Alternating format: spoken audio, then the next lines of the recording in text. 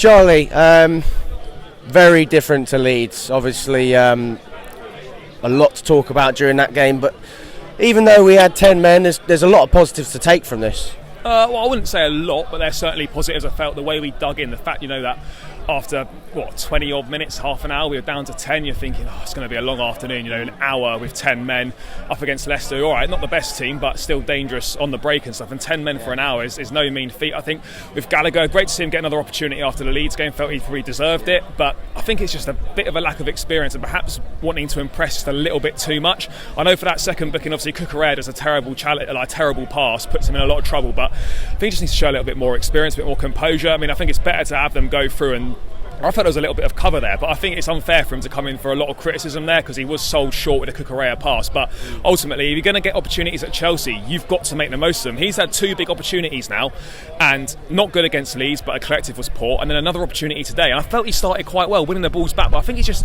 almost too excited. He wanted to be too aggressive in the tackle, and I think he's just paid the price, and he might not get too many more opportunities. And that midfield is an area that we desperately need to invest in my opinion. And you look at it now, we go into Southampton Tuesday and you think Kovacic is not match fit to start, Kante's out, Gallagher's now suspended, Jorginho's having to play every game. We're short in there, and you can't afford to, when you might not get many opportunities like Gallagher at Chelsea, you've got to make the most of them.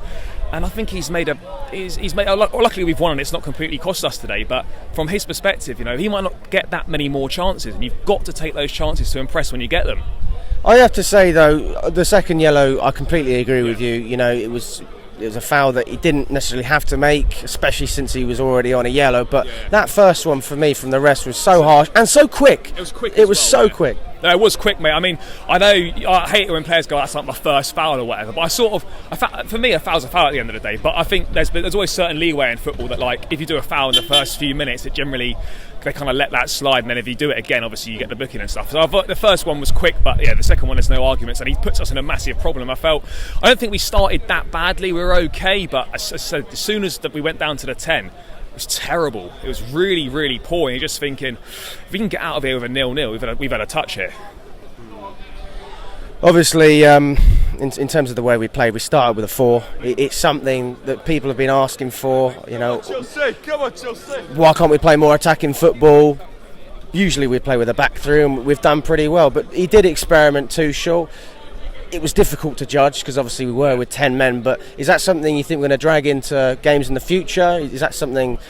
To be honest, mate, I think that was very much circumstantial today. Koulibaly out, and obviously Cucurella is not really going to play in a 4. We would have had to have shifted Reece James round to like a left wing back or something to make it all fit in. I just think today he was not going to play Aspie in the middle for a 4, so Chalobah was the obvious one to come in. And I actually think Chalobah has been hard done by. I thought he'd done really well today. One error when towards the end where Vardy got the better of him and was through on goal and should have done better with it. But apart from that, I think with Chalobah's first game of the season, I thought he'd done really well.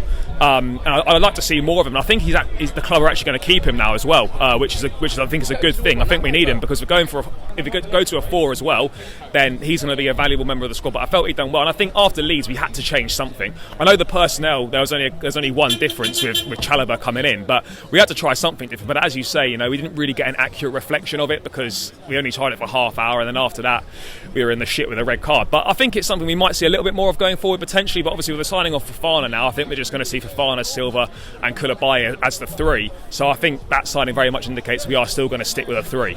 70 million, is it money well spent? Only time will tell, but I think it is. If you look at him, 21 years of age, you look at the potential he's got, how well he's done in the Premier League since he's been at Leicester. He's one of the most sought after defenders in world football. I think that's a good deal. And the fact that Leicester were going on, they're not going to sell him unless it's a world record fee. To get it for 70, I think with £75 million for add-ons and stuff, to pay less than Liverpool paid for Van Dijk and stuff, I think we've had a really good deal there, and I think he's someone that's going to really excel at Chelsea, play on that right side centre-back. It means that Reece James can be playing right wing-back now. I think it's a great signing.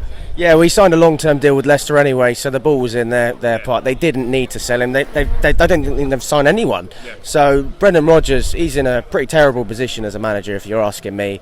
Not enough quality in that side to really push and progress, but you have to work with what you have. Having said that, we have got the money, and we are spending it, and we're going to spend more.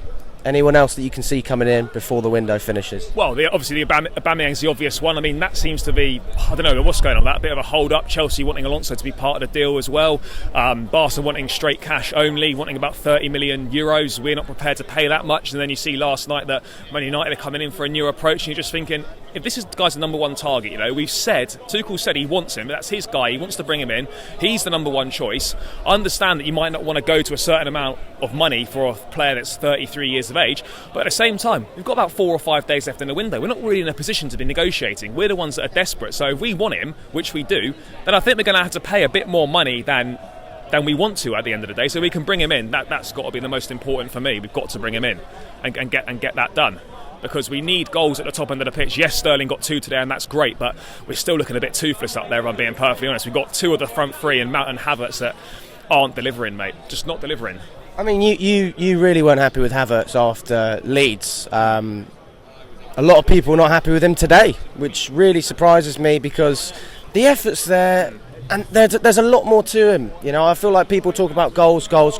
Absolutely, he's a striker, but at the same time, there's more to it sometimes. And he didn't have much to work around today. I mean, we were missing a player, for crying out loud. That's the way I look at it.